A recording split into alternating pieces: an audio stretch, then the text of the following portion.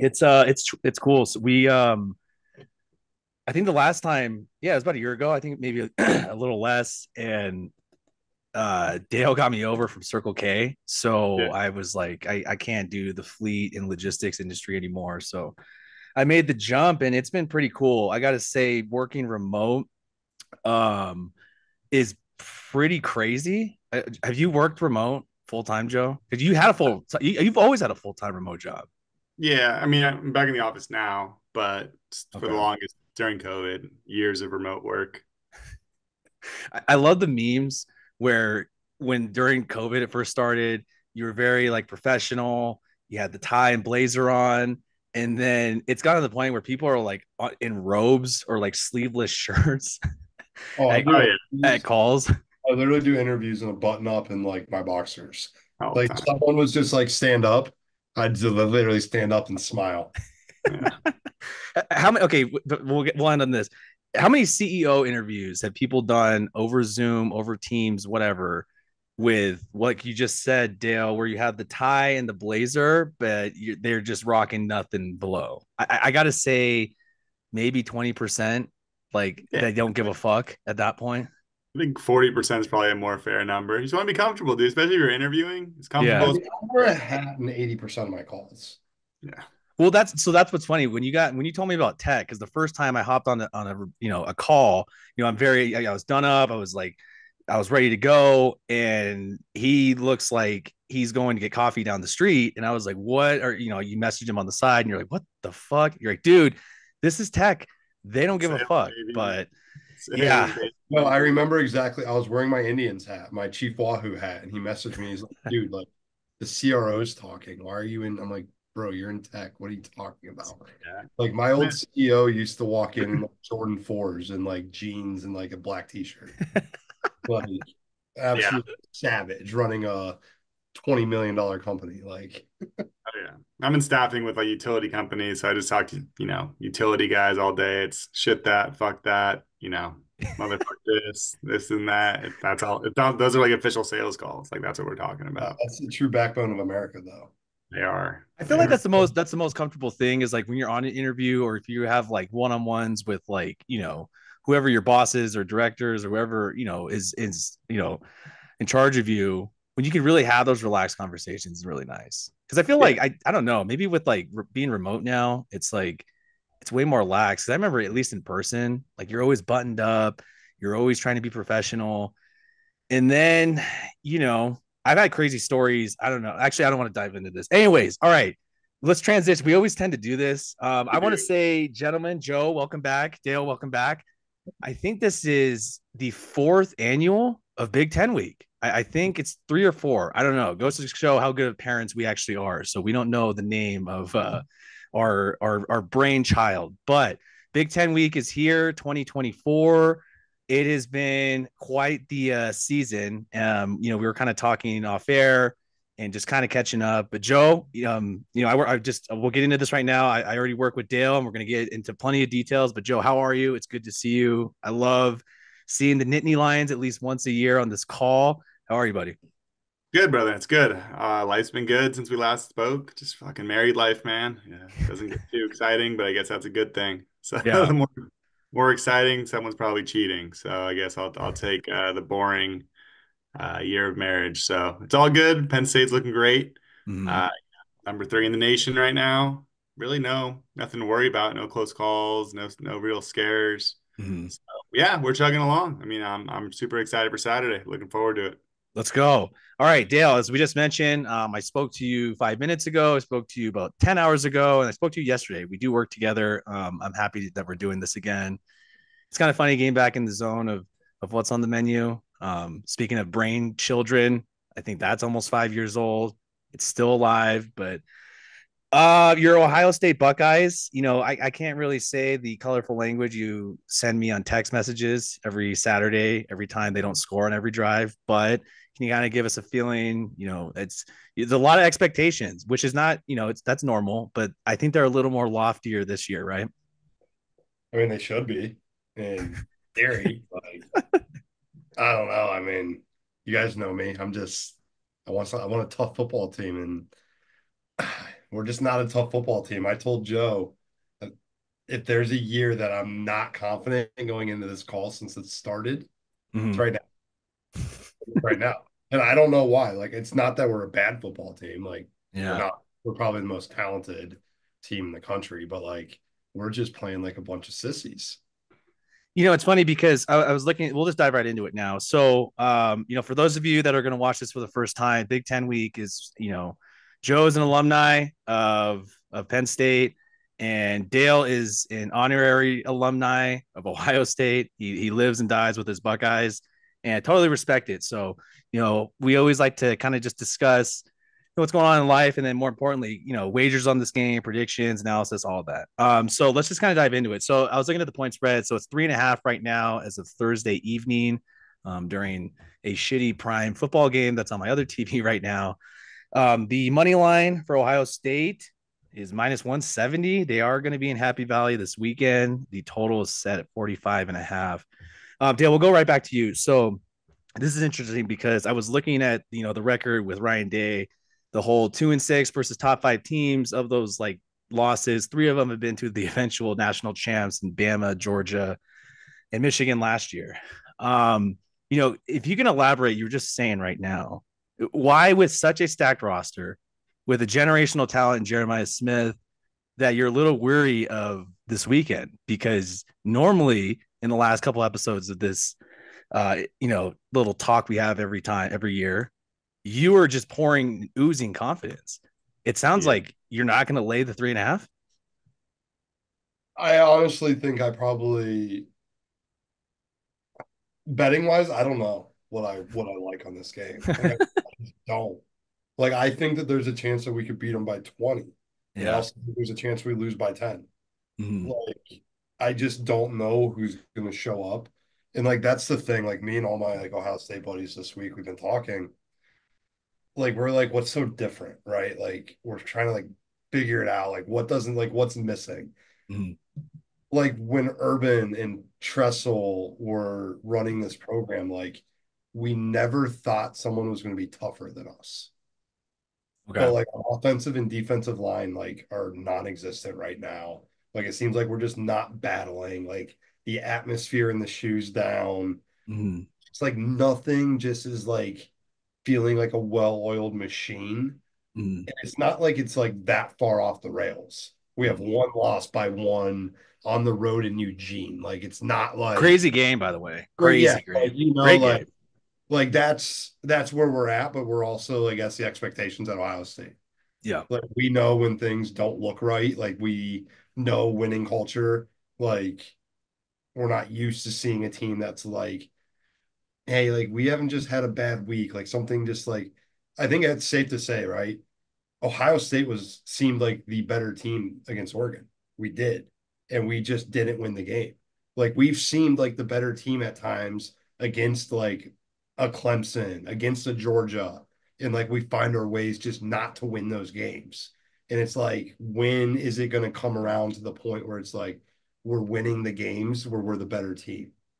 Right? Like when are we going to come over that hump? And it's just like not there yet. And I don't know what's missing, but like it's missing.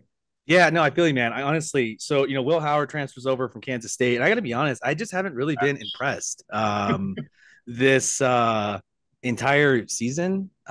Even in the Oregon game, there was never like a feeling where I thought Oregon was out of it, and that's not because I took them with the points and they won and they covered and won straight up. With But yeah, I agree. like 350 and 3 tutties against Oregon.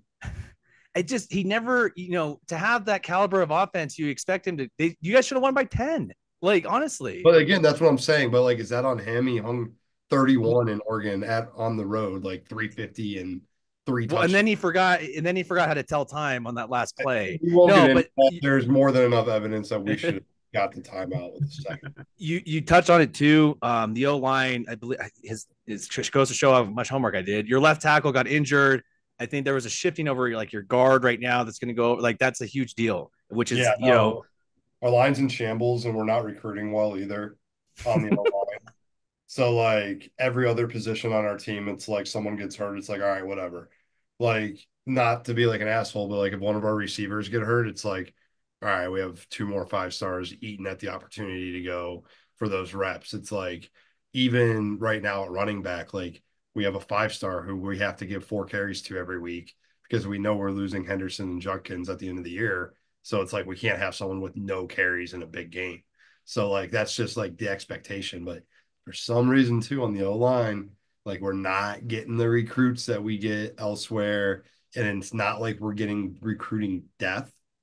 So these kids aren't coming in like ready to play one or good enough to play early. And that's what they're being thrown into right now. Yeah, it'd be a real shame if Penn State had like the best D line in the Big Ten or something like that. Well, Joe, let's go to you really fast. So, we know the X factors with Ohio State. We know the injuries that they're dealing with. I think at one point, Tyler Warren, I don't know if it was after the USC game, what his odds are for the Heisman. That would be cool to just see him go to New York. Would be cool. Something about the Big Ten tight ends. I don't know what's in the water, but yeah, man. So let's flip to you. It's your turn. So just kind of give us, I think you went to the USC game, which was cool. Drew Aller, I think, is more than impressed, I guess. The best way I could describe it, coming off of last year. How do you feel going into this? To be honest, and I don't know if I want to, this could change by Saturday. I don't know why I wouldn't take you guys with the points this weekend. Yeah, that's 3.5 at home is crazy to me. Give me. So, big change. Aller looks amazing. Injured though, right? Injured, that's a problem. So, our O coordinator, Big Zamboni, came over from Kansas. Yep, he's crushing it. Like the offense looks night and day. The weird part is, I think it's built for Bo Pribula. Pribula, right? Bo Pribula. Because Penn State loves these Trace McSorley types, these Bo types. He's mobile. He runs the offense, I think, probably how it's kind of designed to run. Allard's, going to stick in there. He's your 5-star cannon. He'll be like a top 3-round draft pick whenever he goes out. All the measurables. But the Bo kid, he's got grit, man. Like, Penn State, we love it. We love that kind of grit in our quarterback, and that's kind of what we're looking at. Skill positions, we got Ohio State's, cast offs from Julian Fleming. Hasn't really done much, but Wallace is okay. Mari Evans is okay. Ohio State's going to win the skill position battle every time. Like, you're not going to compete there on the outside. Singleton and Allen, though, studs. Like, no issue there. I honestly think it's pretty even in the running back room with Singleton and Allen, and then Henderson and the other guy over at Ohio State. I think it's going to come down to our D-line versus their O-line, which is our Abdul Carter at edge now, just full-time, just wrecking shop. And then Sutton's banged up, but they're saying he might play. I hate college and how they don't have any injury designations. It's an insane concept to me in this like modern age of like gambling and betting and all this stuff where like you don't have information. But that's how they want to play it. So I'm feeling good. 3.5. I'm going Penn State money line at home. Ooh. James Franklin is terrible against Ohio State. 1-9 versus Ohio State. 2-8 versus Michigan. Let's look at another one. He's lost 12 straight to top 10 opponents. But you mentioned this too, Joe, and not to piss off Dale any more than he already is about this team and how he feels like they're underachieving. But yeah, I feel like we felt this way 2 years ago, but again, they didn't show up. So I guess until we see it, I thought about the under, and it's just unconstitutional to bet the under. I just can't do it. It's bad for your health. And it's funny because I was thinking about the Ohio State and Oregon game, and going in, I was like, God, could I consider them, taking under 56 or whatever it was at the time? And then it turns into a track meet. Whether it is Aller or Pribula, could you entertain the over? Because I know Ohio State can score. Like Smith can go off. Their running backs, again, the O-line is just kind of tripping me out. Could it be a track meet? Historically speaking, it kind of has been. I think there's a couple of years where, we've just really shit the bed. But I think, that 2016 game, obviously won that one. The next year, they ripped our heart out like 38-39. I think if you look at the history of it all, I mean, these guys get up to play each other. And, the offenses are cooking. Everyone's running just a little bit faster. if I had to guess, like 28 to 31 points doesn't seem out of the realm for Penn State to score in this game.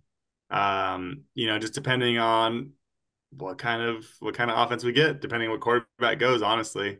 I think Bo's probably the best. Bo should be the pick. He's healthy. With that D line, freaking who's the guy that ruined our life? JT freaking fuckface. Yeah, that guy. Fucking ruined our life for a while there. So I mean, we're gonna need a mobile guy. Our O line's okay. They're better than they have been in the past. We've recruited well there, unlike some other teams. So I think you go with Bo though. If Aller's gonna be a statue in that pocket, it's not gonna run the offense. It's not how it works. He's gotta be mobile. He's gotta be able to take those options. Take those quick hitters, and I don't want to run screens all day just because Aller can't move. So we saw it with Oregon. They might have given out a blueprint. And we don't have Oregon's athletes. That is true. But hey, with Fabula, I mean, when he's back there, anything can happen, right? The receivers, those receivers on Oregon are nasty. They are. We don't have that kind of speed. Dale, can I ask you, is it irresponsible of me to think if Ohio State loses this game, let's say they lose by a field goal, right? Let's say it's like a 24-21 game, just a slugfest, very slow. Gus Johnson uses all his superlatives like in the first quarter, like he always does. And then it's like, Joel Klatt trying to entertain us. If you guys lose by a field goal, are you still in the playoff? And then win out? Just making the playoff. Like, does the committee let you get in? But then win out? Yeah. Just answer the question. Then yeah. I get the scenario. Yeah, I would say win out. Yeah, then because obviously yes. Yeah, you guys win out. You finish the season. This is your last loss. They gotta play Indiana still. That's what I was good. Yeah, that's what I was about to say. That means yes, because that means we lost by 4 total points to 2 top 5 teams on the road and beat an undefeated Indiana. So you don't leave Ohio State out in that situation. Indiana is very interesting. It's Kirk Cignetti. What he's done is really great.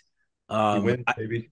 There's just something about that game where I feel like the public would just pour way too much on them, and I would just fade them completely and take Ohio State. Like, honestly, if you guys lose this game, I would probably take your odds to win it all. Like, maybe that's the wake up call that you need. You have no more pressure. Because at that point, right? Like, because let's kind of transition now. So, this is a tough game. I'm excited though. Like, every time they play each other, whether it ends up turning into a blowout, like at least at some point, it's moderately entertaining. Dale, let's go back to you and we'll go back around the horn. How do you feel about this extended playoff now? So we have 12 teams, obviously a team in school like yours, you haven't really had the benefit from being outside looking in like Joe has in the past decade that this has been alive. Do you like it? Do you think it should be more? What do you think? I cannot wait. One of those SEC teams to have to go north of the Mason-Dixon line to play in a Big Ten stadium in November or December. I can't wait for Ole Miss to have to go to Penn State or to Columbus for a night game in December. I can't wait. Jackson Dart's from Utah. He's played in the cold before. Just speaking in the fact that the SEC won't travel to play at Big Ten. Like, they will only play a Big Ten team in the regular season on a neutral field. In the fact that they're going to be forced to go to fucking Indiana potentially, in December, makes me horny. The fact that they're going to have to go some adversity, Kirby, get your ass to fucking Penn State. You're going north, buddy. Yeah. Can you imagine those environments too? Penn State games are nuts. I'm sure games in Columbus are nuts, but you're talking like a home playoff environment. Yeah, a different animal. Snowstorm, right. And then you have the whole home crowd of the SEC versus Big Ten, which is better stadium environment that's gonna be built into it. Oh my God. Joe, what do you think? What are your thoughts? Do you echo what Dale's saying? Do you want there to be more? Because like I mentioned, Penn State, every year you guys kick ass to this point, and maybe this is where the monkey can finally get off the back of James Franklin. You guys beat Ohio State because that's been the kryptonite every year, and then you guys get the NY6 bowl. Yeah, Michigan and Ohio State lost, and then 10-2 and finished 9th or 10th every year with like 4 first rounders. Yeah, I love it. I love the expanded playoff. I think 12 is good. It's not basketball where like I don't see a scenario where like the 12th seed makes a run or the 11th seed makes a run, and beats, Boise State's not going to beat Alabama. It's probably not going to happen. Or Ashton Genty, man, I don't know. He looks like he's ready to play in the AFC West next year on my Chargers. So we're like 9 of the guys on Alabama. Like, he's got 1. So, I mean, just in that facet where like, yeah, March Madness is so sick, but like basketball is different. It's 5-on-5. Anything can really happen. Guys get hot from 3 and just fucking rain threes on them. And, it happens all the time. Football, that we're good. And they have like these natural elimination games now where it's like, oh, the regular season doesn't matter. Regular season doesn't matter. You get these natural elimination games now.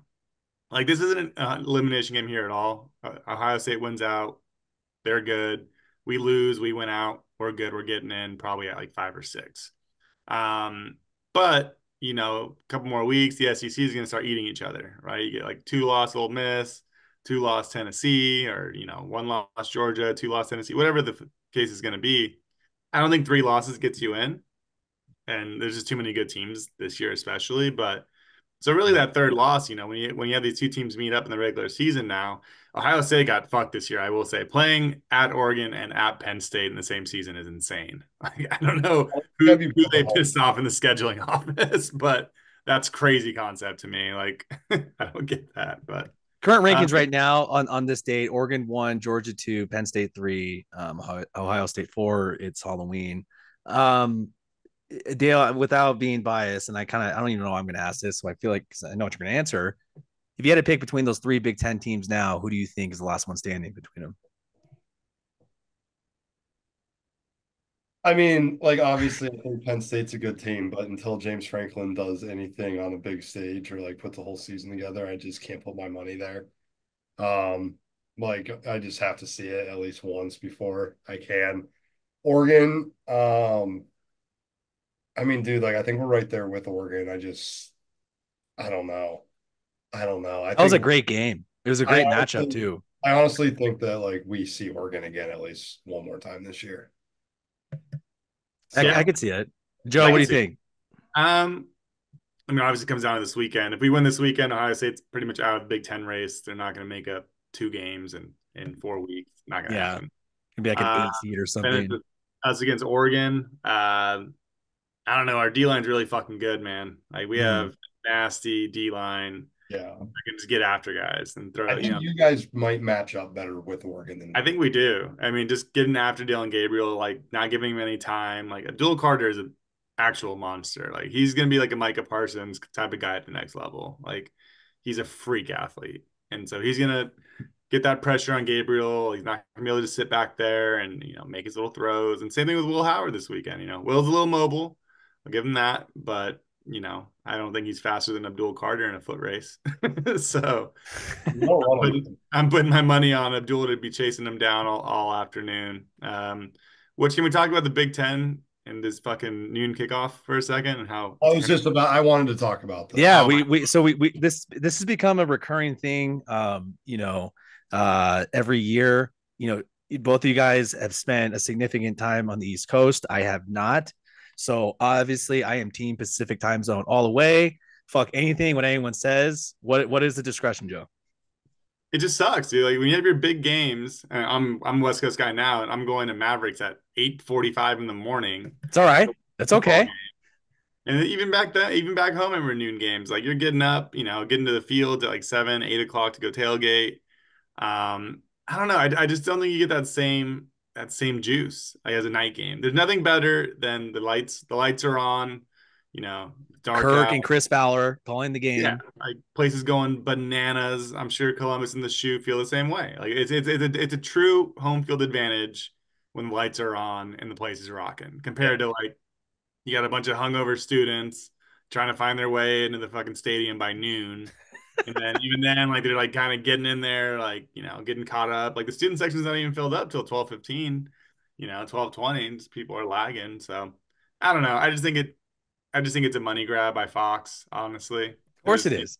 And just, like, it's funny, like, hearing you say that because we get 80% of the big noon games. Right. Like it is. So that's been the biggest gripe at Ohio State this year. All of our big games, and people are like, even last week, like these big noon games are so boring to be on. And it's like week after week we're on them. The home crowd has no juice right now for these noon games. And like that's part of the argument. People are like, oh, like guys, last week was a big noon game and the crowd was like quiet as shit. Like they're fine, like type vibe. Fox doesn't give a shit. Like, yeah, and it's like it sucks. Like Fox needs to do better at not doing these types of games at noon. They have to be night games. Yeah, this definitely feels like a night game. And then you could also you can build a hype up even more, right? Because there's usually some sort of good contest either in that early morning window, the mid morning window.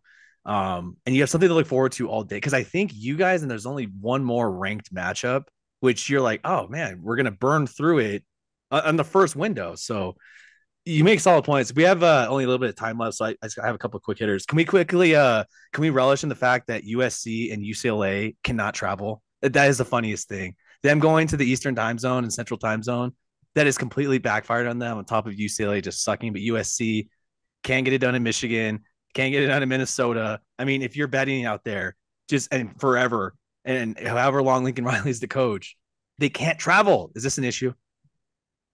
The travel's a major issue. Dude, it's crazy. They're not the pros where they have like a couple days to adapt. Like they're flying there the day of. They're in class. They're like getting to their day of. It's insane to me. Like, and they're not ready for Big Ten football. They don't understand the culture. They don't understand the difference. Like, I was at that USC game and they're all fucking chanting, "Well, we're beating your guys' ass." And I'm like, you haven't watched enough Penn State football. We're second half team. Everyone knows it. We all know it. Every team in the Big Ten knows it. And then USC got crushed in the second half. And they're like, oh shit. So it's a culture thing. And Michigan ran it down their fucking throat. Ohio State would just run it down their throat. Bad at football. Bad. So yeah, it's a culture shift. It'll take a couple of years. I mean, don't get me wrong. I think USC is gonna be good in 2-3 years, but it's gonna take a while. Dale, UCLA has traveled over almost 30,000 miles for their schedule this year, and at least a quarter of those are attributed to them being in the Big Ten now. I mean, UCLA in football, like I think it's just such like the biggest like whatever in the Big Ten. Like if they had Chip Kelly still, that'd be like the only juice that they could possibly bring. But USC, oh, Lincoln's gone. Is Lincoln gone in 2 years? Like I need this point on Lincoln. This is just consistent with what he has always been as a head coach. Even at Oklahoma, he builds teams that win shootouts, and the second they have to get on the stage and fucking grind, they bow out. They always do. And the fact that he now plays a schedule that every fucking week after week 4 is a grind. Like there's going to be a point where he's going to get like Penn State, Ohio State, Michigan in like 3 of 5 weeks. Like there's no way that a Lincoln Riley led team will ever win more than one of those 3 games. Yeah. That's just how they play football. And now he has to do it consistently. So until he changes how like he prepares his teams, it's just not going to work.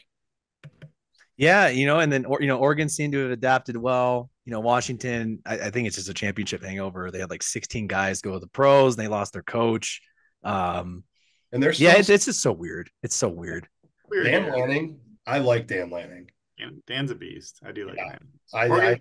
Oregon's always been different though. They've always been that class of the Pac-12. Like they get those SEC athletes. They get those big Samoan dudes. Like they kind of get like their pick of the litter. So now they have that Phil Knight checkbook. Yeah. Uncle Phil's cutting all their checks and stuff, and with nil.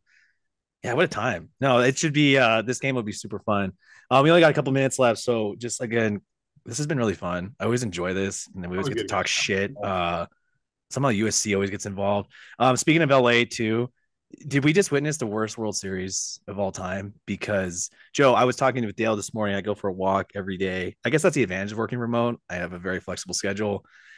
So I like to get some fresh air, and I felt like I was drinking last night, and I didn't have a sip of alcohol. I was just that sick and vomitously ill from the Dodgers fucking securing a World Series title and not in a 60-game season. It was a full 162.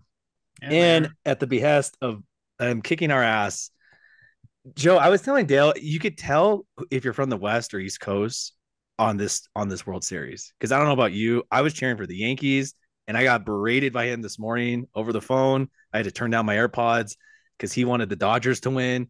Fuck that World Series. Yeah, it was a terrible World Series, and it was my wife's a Dodger fan. No one's perfect. Um, I did tell myself a spin zone of like I talked myself into the Dodgers because I was like, if they get this close and lose, they're going after everybody to get I over just the want hump. them to They're lose. buying everybody. Yankees are gonna try to buy Soto back, but like they got right there, and now they're gonna go buy everybody, every free agent they can. So the Dodgers are gonna be nasty next year because Glasnow's back, Shohei's pitching again. They'll probably get the Japanese guy Sasaki or whatever his name is. Like they're gonna be gross, and it's gonna be tough. Dude, But fuck them. God, I'm so tired of I them. hate them. I hate Dale, them quickly, so. we have like probably close to like a couple minutes left. Um, your beloved baseball team lost to the Yankees, so I understand your frustration. You got to agree, the winner of the Padres Dodgers divisional series was going to be the World Series champion. Come on now, come on. No, I'll never agree with that. Baseball's baseball. I literally texted my group chat today a participation trophy and just said, I tell you boys this every year, a baseball championship is the hardest one to win in sports. Yep, Fluky as shit. See you living and boys. dying by every pitch. Because like there's like Padre fans, there's Yankee fans, there's Indians fans. Like my group chat's just a mosh pit and none of us won. So like of course the Yankee fans were talking shit. Shout out Drew, glad you lost. So I sent the participation trophy in. There you go. They're Love it. so, oh, God, it was them melting down. I mean, they're a 5-0. I mean, Oh, give credit where credit's due. They got it done, right? I mean, poetry. they got it done. It was a Poetry. beautiful way to watch someone lose. My last take on this, it's hilarious to me how if you're a Dodger or Yankee fan, they were like, oh my God, this is the World Series everybody wants. It's like, no, it's fucking not. No one wanted that other than the people that lived in those Outside, area codes. literally, if you are outside Fox that wanted area it. code, Fox wanted that fucking Yeah, the rating. TV execs wanted it. but let's be out of the Final Four. I think America would have voted for a Guardians Mets World Series over anything. Yeah. I don't know. America. The Padres, Jackson I Merrill, said that would out have of been the last close. four, you had to beat the Dodgers first. I know, man. I know it hurts. It sucks because, as I mentioned, you live and die with every pitch. It's really tough. Hey, boys, this is great. Big Ten week, 2024. Let's just have fun. I mean, I'm not gonna be surprised if Penn State pulls this off. But Joe, Dale, a pleasure as always. We should just do this. We say this every year too. We should do this more. Then we wait 365 days to do it again. Being an adult's a busy life, man. That's Always got tough. shit going on. But yeah, I'm always down whenever you guys are around. Let's fucking hop on. I'll tell you guys about my stand-up bit I'm doing at some point in November. So I can talk about that next time. Tell you guys about that. Oh, Hell yeah, let's go. all right, guys.